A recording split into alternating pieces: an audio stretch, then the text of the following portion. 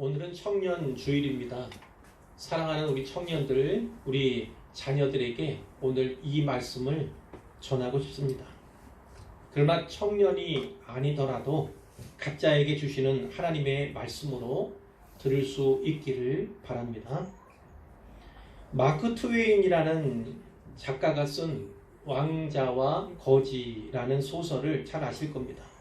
그 소설을 보지 않으셨더라도 아마 동화책을 통해서도 아시리라 생각을 하는데, 거지 소년과 잉글랜드의 왕자가 우연히 만나게 되지요.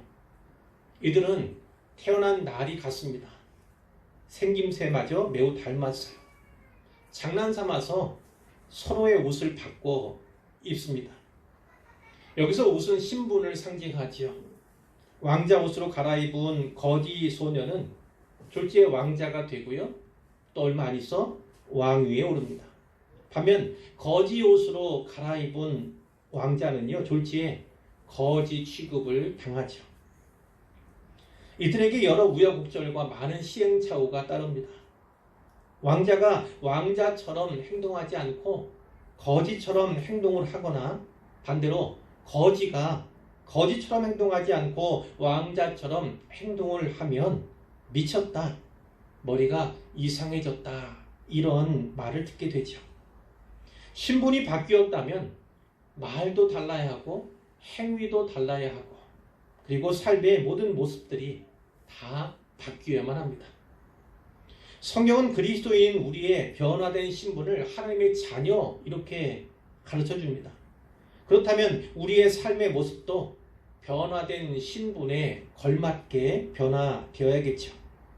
그렇지 않으면 이머테이션, 가짜, 짝퉁, 이러한 소리를 듣게 됩니다. 오늘날 이 문제가 매우 큽니다. 하나님의 자녀답지 않게, 그리스도인답지 않게 살아가는 신자들이 너무 많습니다. 예수 믿는 신자들이 신자답게, 성도답게 살지 않기 때문에 마치 맛을 잃은 소금이 길에 버려지듯이, 사람들에게 짓밟히듯이 세상 사람들에게 짓밟히는 것이 현실입니다. 거룩함 때문에 고난을 당하는 게 아니라 거룩하지 못하기 때문에 수치를 당합니다. 거룩함을 지키려는 그 고난에 우리 주님께서 함께 하시듯이 거룩함을 잃어버려 당하는 그 수치로 인하여 예수님이 함께 모욕을 받고 나 이상으로, 우리 이상으로 수모를 당합니다. 정말 안타까운 일이 아닐 수 없어요. 오늘 보면 8절에도 우리 그리스도인의 신분을 나타내는 또 하나의 표현이 나오는데요. 빛의 자녀들이라는 표현입니다. 사도 요한은 요한일서 1장 5절에 이렇게 썼습니다. 우리가 그에게서, 예수님에게서 듣고 너희에게 전하는 소식은 이것이니 곧 하나님은 빛이시라, 그에게는 어둠이 조금도 없으시다는 것이니라, 이렇게 기록을 했습니다. 요한이 계시를 받아서 하나님을 빛으로 묘사한 것입니다.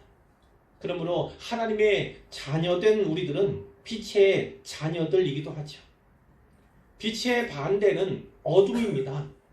이 빛과 어둠은 어떤 사람의 신분을 나타냄과 동시에 그의 생활 방식과 삶의 양태를 보여주지요. 빛의 자녀들은 빛이신 하나님의 특성을 부여받은 자들입니다. 마찬가지로 어둠의 자식들은 어둠인 마귀의 특성을 부여받은 자들이죠. 요한복음 8장 44절에서 예수님은 자기의 적대적인 유대인들에게 이렇게 말씀을 하셨습니다. 너희는 너희 아비 마귀에게서 났으니 너희 아비의 욕심대로 너희가 행하고자 하느니라. 그는 처음부터 살인한 자요, 진리가 그 속에 없으므로 진리에 서지 못하고 거짓을 말할 때마다 제 것으로 말하나니 이는 그가 거짓말쟁이요 거짓의 아비가 되었습니다. 여러분, 우리도 전에는 어둠의 자식들이었습니다. 마귀의 욕심대로 사탄의 욕심을 따라 행하고자 했습니다. 그에게 이끌려 죄의 소욕과 범죄의 경향을 가지고 죄의 길로 행하다가 죽을 수밖에 없는 죄의 삭신 사망을 향해 질주하는 인생이었습니다. 그러나 예수 그리스도의 십자가와 부활의 복음을 듣고 믿음으로 말미암아 구원을 받게 되었죠. 하나님의 독생자는 오직 한 분뿐이시지만 하나님을 아버지라고 부르는 자녀들은, 구원받은 신자들은 과거와 현재와 미래에 5대양 6대주에 걸쳐 매우 많습니다. 우리는 그들을 공교회 이렇게 부릅니다. 기억하십시오. 첫사람 아담의 원죄 이후에 모든 인류는 죄성을 가지고 이 땅에 태어납니다. 죄인으로 태어나 한평생 죄를 짓고 살다가 둘째 사망의 해를 입어 지옥 가는 것이 모든 인생에게 주어진 영적인 현실이었습니다. 마귀를 아비로 여겼습니다. 달리 표현하자면 우리는 우리의 아비 마귀에게서 난 자들이었습니다. 그 아비 마귀의 욕심대로 행하며 살아가던 것이 우리였습니다. 그러나 우리를 이미 창세전에 구별하시고 우리를 기억하신 하나님께서 우리를 이 땅에 보내시고 이 땅에 사는 동안 예수 믿어 구원받게 하시며 영생의 길로 인도해 주셨어요. 하나님의 자녀가 되게 하셨습니다. 하나님께서 우리를 양자 삼아 주셨습니다. 입양해 주셨고 입적해 주셨습니다. 이로 말미암아 우리는 죄와 사망의 법인 율법의 지배 아래에서 생명의 성령의 법 아래로 옮겨졌죠. 우리는 마귀의 자식에서 하나님의 자녀로 바뀌었고 어둠의 자식에서 빛의 자녀로 신분이 변화되었습니다. 그러므로 우리는 마땅히 하나님의 자녀답게 빛의 자녀들답게 살아야 하죠. 이것이 주 안에서 빛이 된 우리 삶의 목표가 되어야 합니다. 이 시간에는 빛의 자녀들처럼 행한다는 게 어떤 것인가? 어떻게 해야 빛의 자녀들답게 살아갈 수 있는가 살펴보므로 은혜를 나누어 보겠습니다. 첫째, 빛의 자녀들은 빛의 열매를 맺어야 합니다. 9절 말씀을 같이 읽어보겠습니다. 빛의 열매는 모든 착함과 의로움과 진실함에 있느니라. 아멘. 예수님은 마태복음 12장 33절에서 그 열매로 나무를 아느니라. 그 열매로 나무를 아느니라 이렇게 말씀을 하셨어요. 또 같은 성경 7장 16절과 20절에서는 그들의 열매로 그들을 알리라. 그들의 열매로 그들을 알리라 이렇게 말씀을 하셨습니다. 이것은 이런 뜻입니다. 좋은 나무가 아름다운 열매를 맺고 못된 나무가 나쁜 열매를 맺는 것처럼 선한 사람은 선한 것을 내고 악한 사람은 악한 것을 낸다라는 말씀이에요. 맺는 열매로 또 입에서 나오는 말로 그가 좋고 선한 사람인지 그가 악하고 못된 사람인지 알 수 있다는 겁니다. 어떤 나무가 있었어요. 그 나무가 어떤 나무인지 무슨 나무인지 그 종류를 알면 우리는 그 나무에서 어떤 열매가 열리는지 그것도 알게 됩니다. 무화과 나무에서 무화과가 열리고요. 감람나무에서는 올리브 열매가 나는 것입니다. 과실수를 심는 제일의 목적은 열매를 바라기 때문이죠. 주인의 입장에서 무화과 열매와 올리브 열매를 기다리는 것은 지극히 당연한 겁니다.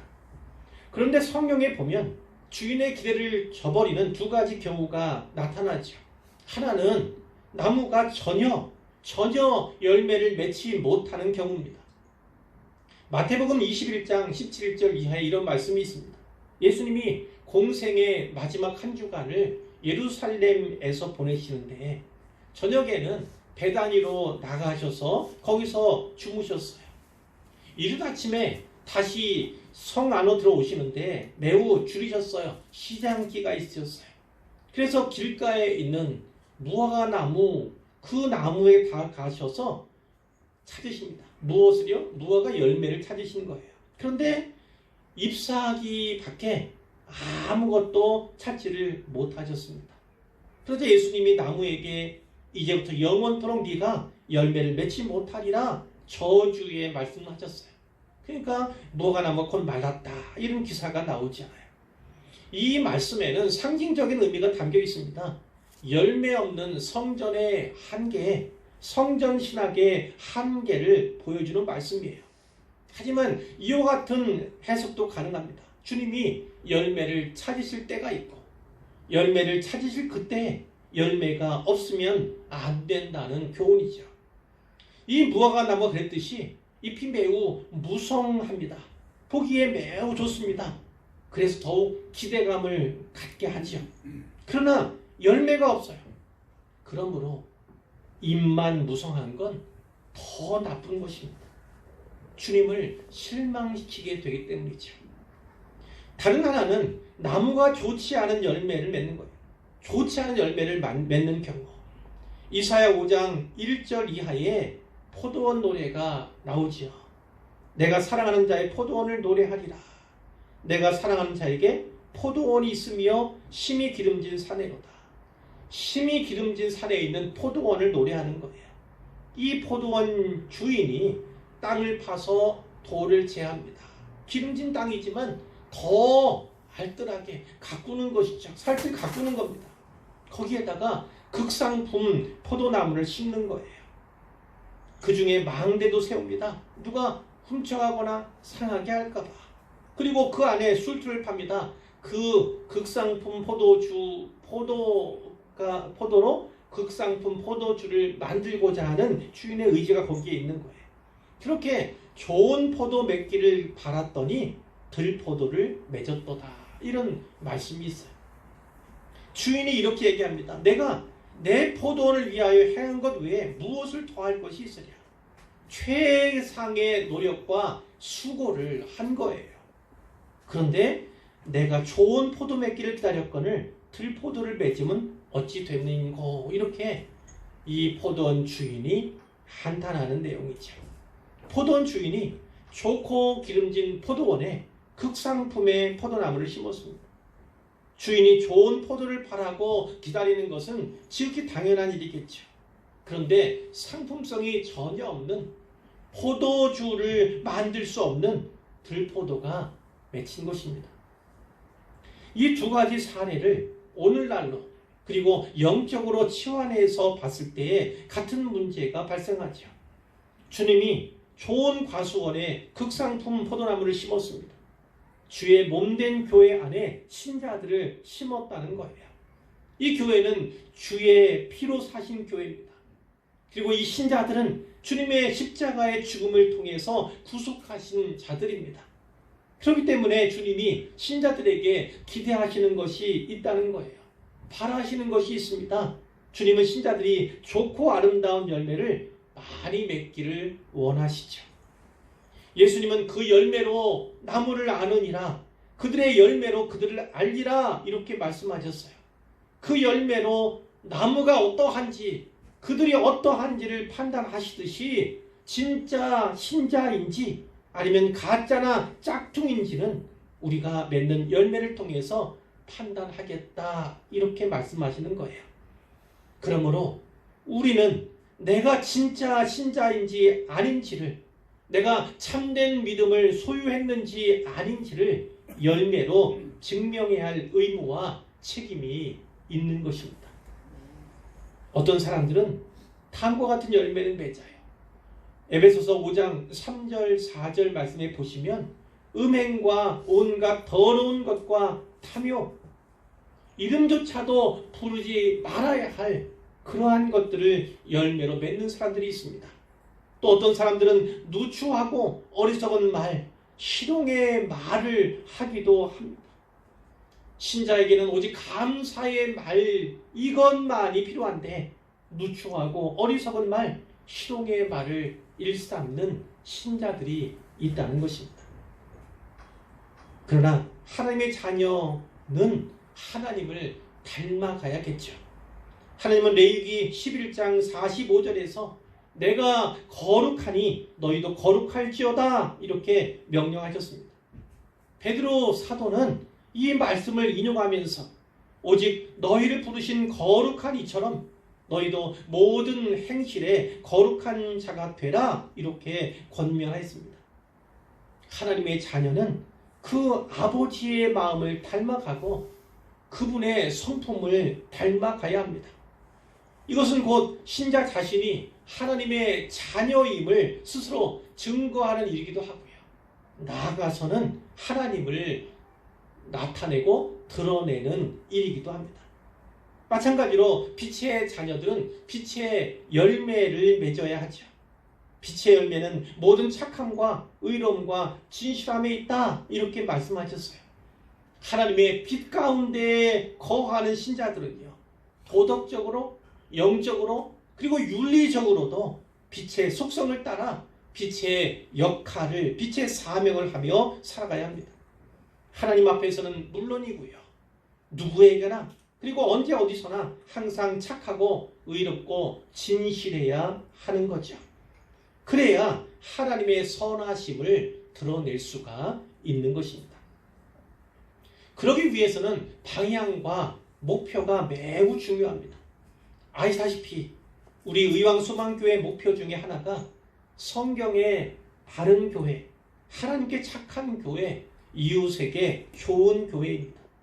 성경을 바르게 해석하고 가르칠 뿐만 아니라 성경을 모든 삶과 모든 사역의 기준으로 삼는 것. 오직 하나님의 영광을 추구하고 오직 하나님이 판단하시고 평가하실 거라 믿는 것. 하나님을 사랑하듯이 이웃을 사랑해야 한다는 진리. 그것이 이 표에 담겨 있습니다. 그 목표에 담겨 있어요. 이때 바르고 착하며 좋은 교회, 바르고 착하며 좋은 목사, 바르고 착하며 좋은 성도가 되는 것이 우리의 방향이어야 하고 우리의 목표여야 하는 것이죠. 갈라디아서 5장 22절 23절에 성령의 9가지 열매가 나옵니다.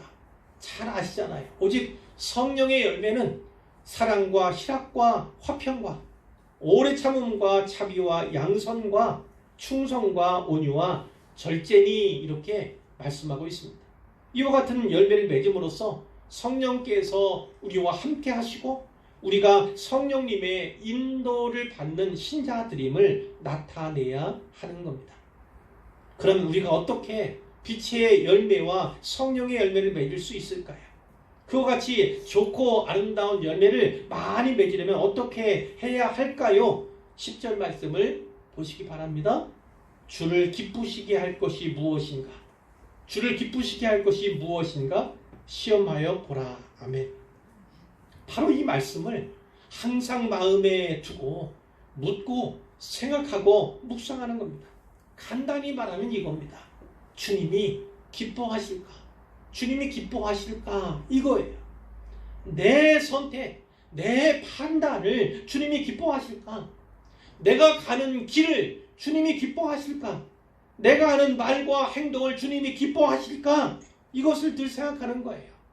나아가 주님을 더 기쁘시게 하려면 어떻게 해야 할까?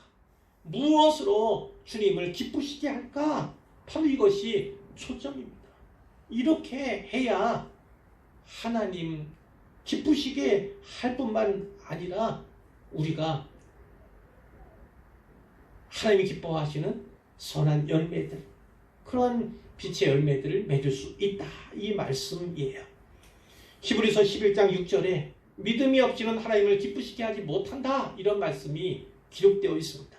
주님이 기뻐하실까? 이것을 항상 묻고 생각하는 것이 바로 믿음 있는 자의 모습이다. 이렇게 우리가 이해할 수가 있죠. 이 마음의 태도가 선행될 때 비로소 빛의 열매를 추구할 수 있고요. 우리는 모든 착함과 의로움과 진실함으로 나아갈 수 있게 됩니다. 로마서 12장 2절에 우리가 잘 아는 말씀이 있습니다. 너희는 이 세대를 본받지 말고 세대를 본받으면 안 됩니다. 오직 마음을 새롭게 함으로, 마음을 새롭게 해야 합니다. 변화를 받아. 그래야 우리가 변화 받을 수 있어요. 자, 그 이후에야 하나님의 선하시고 기뻐하시고 온전한 뜻이 무엇인지 분별할 수 있음을 우리가 기억해야 하는 것입니다. 동기가 가장 중요합니다. 동기가 가장 중요해요. 동기가 바르면 과정도 달라집니다. 그리고 좋은 열매를 맺을 수밖에 없어요. 제가 누차 강조하지만요, 하나님께서 찾으시는 열매, 기뻐하시는 열매는요, 선한 동기에도 달리는 거예요. 열매가 선한 동기에 주렁주렁 달리는 거예요. 선한 과정에도 열매가 맺히는 겁니다. 그리고 우리가 열매라고 말하는 그 수확할 때에 그때도 열매를 또 얻게 되는 거예요. 그리고 그 수확물을 통해서 예배와 찬양과 감사를 드리게 될 때 또 하나님 영광 받으시고 또 열매를 맺을 수 있는 것이죠. 둘째입니다. 두 번째로 빛의 자녀들은 어둠의 일에 참여하지 말고 그 일을 책망해야 합니다. 11절 말씀을 같이 읽겠습니다. 너희는 열매 없는 어둠의 일에 참여하지 말고 도리어 책망하라. 아멘. 빛과 어둠은 공존할 수 없습니다. 그러므로 빛의 자녀들은 어둠의 일에 참여해서는 안 되겠죠. 어둠의 일이란 죄악된 모든 행위를 말합니다. 죄악된 모든 행위. 어둠의 일에는 열매가 없습니다. 열매가 없어요. 그러나 사실 열매가 없는 것은 아닙니다. 이것은 하나님께서 기뻐하시고 하나님이 찾으시는 그 열매가 없다는 말씀이에요. 우리가 두려워할 것이 이것입니다. 모든 행위에는 열매가 맺힌다는 사실이에요. 어둠의 일에도, 죄악된 말과 죄악된 행위에도 열매는 달리기 마련입니다. 나쁜 열매가 맺히게 되죠. 로마서 6장 20절 이하에 이런 말씀이 있어요. 요약적으로 말씀드리면, 너희가 죄의 종이 되었을 때, 우리가 전에 죄의 종으로 살지 않았습니까? 그때에 너희가 무슨 열매를 얻었느냐? 이렇게 묻고 있어요. 무슨 열매를 얻었느냐? 이제는 너희가 그 일을 부끄러워하나니, 그 일만 아니라 그때 맺은 열매도 부끄러워하게 되죠. 이는 그 마지막이 사망입니다. 그 열매 가운데 열매, 그 마지막은 결국 사망이라는 열매로 귀결된다고 이렇게 말씀하는 거예요. 그러나 이제는 너희가 죄로부터 해방되고 하나님께 종이 되어 거룩함에 이르는 열매를 맺었으니 그 마지막은 영생이다. 거룩함에 이르는 열매를 맺다 보면 결국 마지막에 영생을 얻게 된다는 것입니다. 죄의 삭은 사망이요 하나님의 은사는 그리스도 예수 우리 주 안에 있는 영생입니다. 죄의 삭을 사망으로 받는 그 이전의 삶을 버리라는 것입니다. 이제 하나님의 선물로서 우리 주 예수 안에 있는 영생을 선물로 받는 그 일을 위해서 집중하고 나아가라, 이렇게 권면하는 것이죠. 그러나 여러분, 단지 어둠의 일에 참여하지 않는 것만으로는 부족합니다. 바울은 신자들에게 열매 없는 어둠의 일을, 즉 죄악된 행위들을 책망하라고 교훈하고 있어요. 이 책망이 NIV 영어 성경에는 expose라는 단어로 번역이 되어 있어요. 그러므로 드러내라, 노출시켜라, 폭로하라, 이와 같은 좀 더 다양한 문맥으로도 이해할 수가 있습니다. 본문 12절 말씀에 보이는 바와 같이 죄악된 행위들은요, 대개 은밀하게 이루어집니다. 어둠 속에서 은밀하게 행해지곤 하죠. 그럼 만일 우리가 뜻하지 않게 그 죄악의 현장에 있게 되었을 때, 그래서 그 은밀한 어둠의 일을 목격했을 때 신자는 어떻게 해야 합니까? 그 죄악된 행위를 책망하라는 말씀이에요. 드러내고 폭로해야 한다, 이렇게 말씀하는 것입니다. 행위로서 또 목소리로서 그 불의에 맞서고 항거해야 한다는 거예요. 묵인하거나 방조하거나 동조하면 안 됩니다. 침묵하면 동의하는 것으로 받아들일 수 있어요. 동조하면 자칫 공범이 될 수 있습니다. 그래서 우리는 주의해야만 합니다.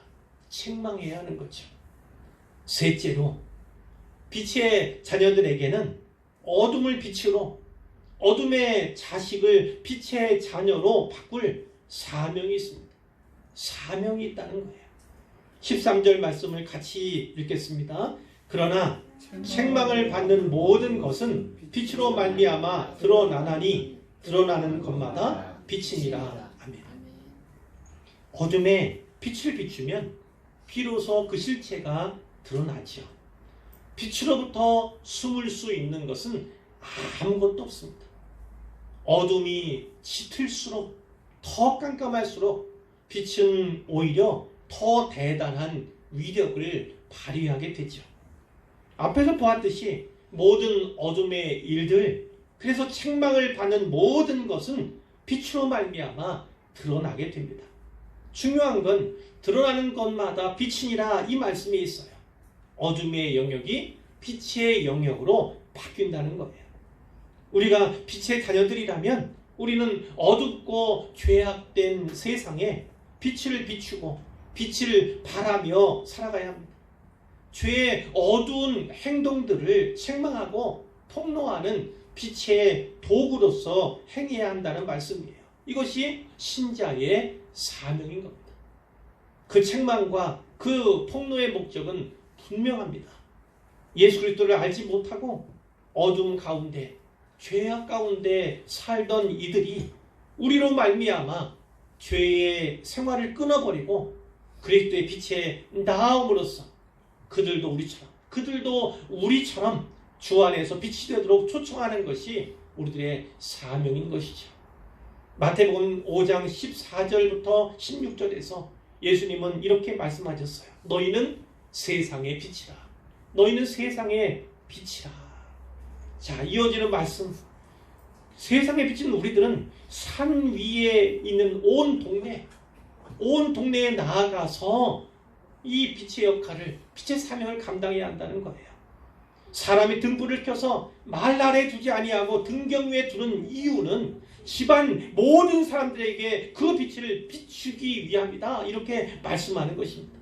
이와 같이 너희의 빛이 사람에게 비치게 하여 온 동네에 온 세상에 비치게 하여 그들로 너희 착한 행실을 보고 빛과 같은 그 행실을 보고 하늘에 계신 너희 아버지께 영광을 돌리게 하라. 이것이 우리 하나님, 우리 주님의 말씀입니다. 어둠은 결코 빛을 이기지 못합니다. 거짓은 결코 참을 이기지 못합니다. 그리스도인은 세상의 빛입니다. 비추는 곳마다 악이 폭로되고 비추는 곳마다 빛으로 나오게 될 것입니다. 우리는 이것을 항상 꿈꿔야 합니다. 이것을 항상 바라보아야 하고 늘 비전 삼아야 하죠. 이제 결론입니다. 그렇기 때문에 우리는 어떻게 하는가? 그것을 마지막으로 살펴볼 텐데 14절 말씀 같이 읽겠습니다. 그러므로 이르시기를 잠자는 자여 깨어서 죽은 자들 가운데서 일어나라. 그리스도께서 너에게 비추이시리라 하셨느니라. 아멘. 이 말씀은 이사야의 몇몇 구절들을 기억하게 합니다. 이사야 선지자는요, 이스라엘 향해 하나님 백성을 향해, 그러나 하나님의 백성답지 않은 그 이스라엘 향해 어둠과 죄의 상태에서 깨어나라 이렇게 호소하고 있어요. 26장 19절에 보면 티끌에 누운 자들아 너희는 깨어 노래하라. 주의 이슬은 빛난 이슬이니 땅이 죽은 자들을 내놓으리로다. 이렇게 노래합니다. 51장 17절에 보면 예루살렘이여 깰지어다 일어설지어다 이렇게 이야기하고요. 52장 1절에 보면 시온이여 깰지어다 내 힘을 낼지어다. 거룩한 성 예루살렘이여 내 아름다운 옷을 입을지어다. 그리고 60장 1절에 일어나라 빛을 발하라. 이런 내 빛이 이르렀고 여호와의 영광이 내 위에 임하였음이니라. 이렇게 말씀하고 있습니다. 바로 그 선지자 이사야의 애타는 심정으로요. 바울이 에베소 신자들에게 그리고 오늘 우리 모두에게 특별히 주의 청년들에게 잠에서 깨어나라고 잠에서 깨어나라고. 죽은 자들처럼, 믿지 않는 자들처럼 누워있지 말고, 죽은 듯 있지 말고 깨어서 일어나라고. 그리스도의 복음의 영광의 빛이 이미 비쳤다고, 너에게 비추고 있다고. 이렇게, 그러니 너희도 일어나 그 빛을 비추고 바라라고 이렇게 호소하는 것입니다. 요한복음 1장 9절에 참빛 곧 세상에 와서 각 사람에게 비추는 빛이 있었나니, 이런 말씀이 있죠. 예수님께서는 잠자는 자들을 깨우시고 죽은 자들을 살리시고 무지한 자들을 깨우치시려고 어두운 이 세상에 참 빛으로 오셨습니다. 그 빛을 영접하여 깨어난 자들이 바로 새 사람 된 우리 그리스도인들인 것이죠. 사랑하는 성도 여러분, 특별히 사랑하는 주의 청년 성도 여러분, 이제라도 이 하나님의 말씀을 듣고 음성을 듣고 죽음의 잠에서 깨어나시기를 바랍니다. 우리가 빛의 자녀들로 신분이 바뀌고 부름 받은 것은 우리에게 사명이기 때문입니다. 사명이기 때문입니다.